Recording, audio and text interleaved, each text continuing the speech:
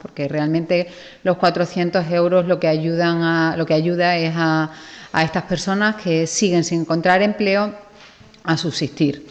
El Gobierno de Rajoy, como él mismo expresó en la rueda de prensa del Consejo de Ministros del pasado viernes, dijo que aún no habían tratado el tema, pero el Partido Socialista exige al Gobierno de España que mantenga esta ayuda. Este programa creemos que es un buen programa y si entonces, cuando nosotros decidimos ponerlo en marcha, se veía necesario, ahora es absolutamente imprescindible.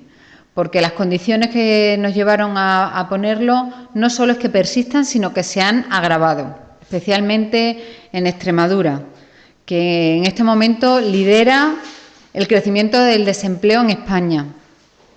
En tan solo un año, en Extremadura hemos llegado a 164.300 desempleados.